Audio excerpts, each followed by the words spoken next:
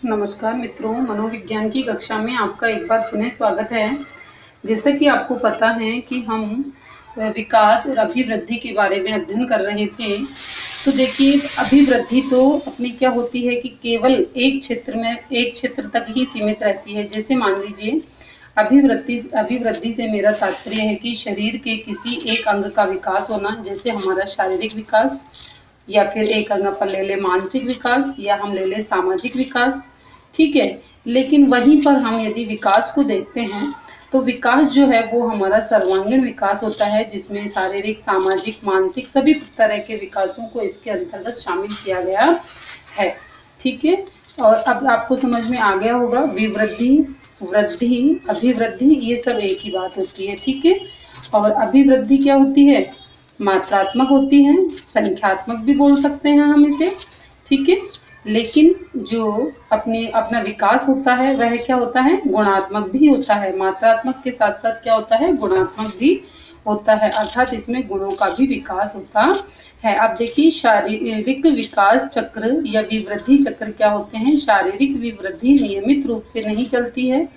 शारीरिक विवृद्धि तीव्र गति से होती है तो कभी मंद गति से होती है। मतलब इसमें क्या होता है कि जैसे कि मैंने आपको बताया है कि जैसे जो अभिवृद्धि या विवृद्धि होती है वह एक सीमा तक जाकर के क्या होती है? रुक जाती है, लेकिन विकास निरंतर चलता रहता है। ठीक है, बालक में विवृद्धि कुछ चक्रों या वेव्स के रूप में होता है। यहाँ चक्र का अर्थ होता है एक समय जिसमें घटनाएं एक विशेष क्रम में घटित होती हैं, और शारीरिक विकास में चक्र सामान्यतः नियमित प्रकार से होते हैं। मेरिडिथ के अनुसार विवृद्धि चक्रों की 4 प्रमुख अवधि बताई है। प्रथम अवधि है, यह जन्म से 2 वर्ष तक की अवधि होती है। इसमें विवृद्धि की गति होती है। आगे देखिए, द्वितीय अवधि है इसकी, जो द्वितीय अवधि है वह है द्वितीय जो अवधि है वह है यौवन प्रारंभ होने तक प्रोबर्टी मानी जाती है। इस अवधि में शारीरिक विकास मंद गति से होता है। इसमें क्या होता है? शारीरिक विकास कैसे होता है? मंद गति से होता है। इसकी जो तीसरी अवधि है वह है यौवन प्रारंभ होने से 15 व 16 वर्ष तक की आयु होती है, और इस अवस्था में एक बार विवृद्धि की गति फिर से तीव्र हो जाती है। और इसी तरह से चौथी है अवधि 16 वर्ष में परिपक्व अवस्था तक यह अवधि होती है, और शारीरिक विकास की गति एक बार फिर से मंद हो जाती है। ठीक है, अब देखिए, विवृद्धि चक्रों के प्रमुख प्रभाव। विवृद्धि चक्रों के प्रमुख प्रभाव कहाँ कहाँ पर पड़ता है वो देखिए। जब विवृद्धि की गति तीव्र होती है तो बालक की शारीरिक विवृद्धि के कारण समय समय पर, जो इसकी शारीरिक विवृद्धि होती है तो समय समय पर नए समायोजन करने होते हैं। यदि वह उन नए समायोजनों में असफल रहता है तो उसमें संवेगात्मक तनाव उत्पन्न हो सकते हैं तथा समायोजनों में असफलता तथा संवेगात्मक तनाव की उत्पत्ति का कारण विकास चक्र की तीव्रता हो जाता है। नेक्स्ट है अपना शक्ति स्तर। तीव्र विवृद्धि में बालक की अधिक शक्ति का व्यय होता है तथा आहार संबंधी आवश्यकताएं बढ़ती जाती हैं। विवृद्धि को 2 कारक अधिक ढंग से प्रभावित करते हैं। एक तो है वंशानुक्रम तथा एक है आहार संबंधी आवश्यकताएं। कि भाई आपके जैसे मान लीजिए कि कई बार क्या होता है कि किसी छात्र के पेरेंट्स बहुत ही लंबे चौड़े हैं, तो उसकी वृद्धि उन्हीं के अकॉर्डिंग होगी कि वो भी लंबे चौड़े हो जाते हैं। और कुछ छात्र ऐसे हैं कि जिनके पेरेंट्स बहुत लंबे चौड़े नहीं हैं, तो उनका जो विकास होता है वह उनके माता पिता के अनुसार उन छात्रों का विकास हो जाता है। तो वो क्या है, वो उनके जेनेटिकली प्रॉब्लम्स होती हैं। मतलब जैसा उनको परिवार से जैसा उनको मिला है वैसा ही वो होते जाते हैं। तथा होम्योस्टेसिस बनाए रखना। देखिए इसमें क्या है, आहार संबंधी आवश्यकताएं देखते हैं अपन पहले। विवृद्धि की 2 प्रमुख कारक होते हैं महत्वपूर्ण ढंग से, वंशानुक्रम तथा आहार संबंधी आवश्यकताएं। यदि बालक को उपयुक्त पोषण से युक्त आहार प्राप्त नहीं होता है तो उसका सामाजिक समायोजन बिगड़ जाता है। होम्योस्टेसिस बनाए रखना। होम्योस्टेसिस का अर्थ होता है कि वह क्षतिपूर्ति संबंधी शारीरिक समायोजन जो बाह्य वातावरण में होने वाले परिवर्तनों की पूर्ति के लिए होते हैं। जब विवृद्धि की गति तीव्र होती है, जब विवृद्धि की गति क्या होती है? तीव्र होती है, तीव्र होती है। जब शरीर के लिए होम्योस्टेसिस बनाए रखना कठिन होता है, तो इस कारण से बालक थकान और चिड़चिड़ाहट का अनुभव और अभिव्यक्त करता है। अकुशलता, जब बालक में विवृद्धि मंद गति से होती है तब उसमें कुशलता रहती है और गत्यात्मक समन्वय अच्छा रहता है, परंतु तीव्र विवृद्धि की अवस्था में होम्योस्टेसिस की स्थिरता समाप्त हो जाती है। अब देखिए विकास, देखिए विकास क्या होता है? हमने 4 अवस्थाएं बताई हैं, शैशवावस्था, बाल्यावस्था, किशोरावस्था और प्रौढ़ावस्था। ठीक है, डॉक्टर आर्नेस्ट जॉन के द्वारा दिए गए विकास की अवस्थाओं का विभाजन सबसे अधिक उपयुक्त माना है। उनके अनुसार किसी व्यक्ति का विकास निम्नलिखित सुस्पष्ट अवस्थाओं में होता है। एक तो है शैशवावस्था। शैशवावस्था क्या है? इन्फ्लुएंसी, अर्थात जन्म से लेकर के यह 5 या 6 वर्ष की आयु तक होता है। बाल्यावस्था 5 या 6 वर्ष से लेकर के 12 वर्ष तक की आयु तक होता है। और किशोरावस्था है 12 से 18 वर्ष तक की आयु तक होता है। प्रौढ़ावस्था होती है 18 के बाद की आयु। ठीक है, कॉल के अनुसार कॉल ने क्या कहा है? शैशवावस्था जन्म से 2 वर्ष तक बताई है। प्रारंभिक अवस्था, मध्य बाल्यावस्था, मध्य बाल्यावस्था में क्या होता है? 6 से 12 वर्ष, तथा बालिका होती है 6 से 10 वर्ष। पूर्व किशोरावस्था या उत्तर किशोरावस्था 13 से 14 और बालिका होती है 11 से 12। प्रारंभिक किशोरावस्था यह होती है 15-16 और बालिकाएं होती हैं 12 से 14। मध्य किशोरावस्था बालक होते हैं 17 से 18 तथा बालिकाएं होती हैं 15 से 17। उत्तर किशोरावस्था बालक होंगे 19 से 20 तथा बालिकाएं होंगी 18 से 20।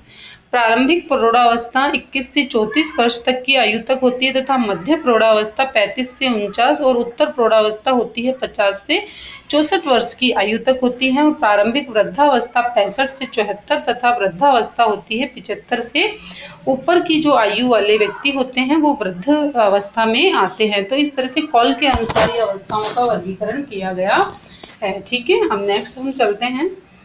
ये देखिए विकास का अर्थ परिवर्तन है। विकास का अर्थ क्या है? परिवर्तन है। मोनरो के अनुसार विकास परिवर्तन की वह अवस्था है जिसमें बच्चा भ्रूण अवस्था से लेकर प्रौढ़ावस्था तक गुजरता है। हारलॉक के अनुसार विकास का अर्थ गुणात्मक परिवर्तन से है। देखो मैंने आपको बताया था, मात्रात्मक परिवर्तन भी बताया था। मात्रात्मक परिवर्तन कब होता है? केवल मात्रात्मक परिवर्तन जो है वो हमारी अभिवृद्धि के अंतर्गत होता है। अगर इसमें गुणात्मक भी जोड़ दिया जाए तो ये किसका नाम आ जाएगा? फिर यहाँ पर विकास का नाम आ जाएगा। हारलॉक के अनुसार विकास का अर्थ गुणात्मक परिवर्तनों से है। विकास की परिस्थिति क्रमिक संबद्धता पूर्ण परिवर्तनों की प्रगतिपूर्ण विकास की परिभाषा क्रमिक श्रृंखला के रूप में दी जा सकती है। प्रगतिपूर्ण अर्थ है कि परिवर्तन दिशात्मक होते हैं तथा यह पृष्ठोन्मुख की अपेक्षा अग्रोन्मुख होते हैं। लाबारवा विकास का अर्थ परिपक्वात्मक परिवर्तन यह परिवर्तनों से है जो कि जीवधारी के जीवन के समय के साथ घटित होते हैं। एन श्रीवास्तव के अनुसार विकास का आशय किसी जीव धागे में प्रगतिपूर्ण परिपक्वात्मकता क्रमिक परिवर्तनों की श्रृंखला से है जो अनेक संरचनाओं और प्रक्रियाओं में समन्वय के फलस्वरूप बनती है। मानसिक विकास के मापदंड बालक में मानसिक विकास प्रथम 5 वर्षों में अत्यधिक तीव्र और 15 से 20 वर्ष की आयु में अत्यधिक कम होता है। मानसिक विकास का तात्पर्य वातावरण की परिस्थिति के अनुकूल व्यवहार करना है तथा समस्या समाधान की शक्ति के विकास से है। 18 और 19 वर्ष की आयु तक किशोर में स्मरण शक्ति का लगभग पूर्ण विकास हो जाता है। विकास के प्रमुख सिद्धांत बाल मनोविज्ञान की समस्याओं तथा गूढ़ घटनाओं की व्याख्या अनेक सिद्धांतों के आधार पर की जाती है। पियाजे का सिद्धांत, इस सिद्धांत में मनोवैज्ञानिक का ध्यान विकास की अवस्थाओं की ओर तथा संज्ञान के महत्व की ओर आकर्षित किया जाता है। पियाजे के प्रमुख सिद्धांत निर्माण और खोज, ज्ञानात्मक विकास केवल नकल न होकर खोज पर आधारित है। कार्य क्रिया अर्जन ऑपरेशन का तात्पर्य उस विशिष्ट प्रकार से मेंटल रिड्यूस रेशन से है जिसकी मुख्य विशेषता उत्क्रमणशीलता है। जैसे एक मट्टी के चक्र को 2 भागों में तोड़ना तथा टूटे हुए भाग को पुनः एक पूर्ण चक्र के रूप में जोड़ना क्या है? ऑपरेशन है। बौद्धिक विवृद्धि का केंद्र इन्हीं ऑपरेशंस का अर्जन है क्रमिक विकासात्मक अवस्थाएं। पियाजे ने विकास की 4 प्रमुख अवस्थाएं बताई हैं। अब देखिए क्या क्या हैं ये 4 प्रमुख अवस्थाएं। देखिए, सेंसोरी मोटर अवस्था अर्थात संवेदनात्मकता, यह जन्म से लेकर के कुछ महीनों तक की अवस्था होती है। इस आयु में उनकी बुद्धि उनके कार्यों से व्यक्त होती है। जैसे चादर पर बैठा बालक चादर पर दूर पड़े खिलौने को प्राप्त करने के लिए चादर को खींचकर खिलौना प्राप्त कर लेता है। प्री ऑप्शनल अर्थात पूर्वावस्था, यह 2 वर्ष से 7 वर्ष तक की अवस्था होती है। इस अवस्था में वह नई सूचनाओं और अनुभवों को सीखता है और इस अवस्था में उसे आत्म केंद्रितता का उदय होता है।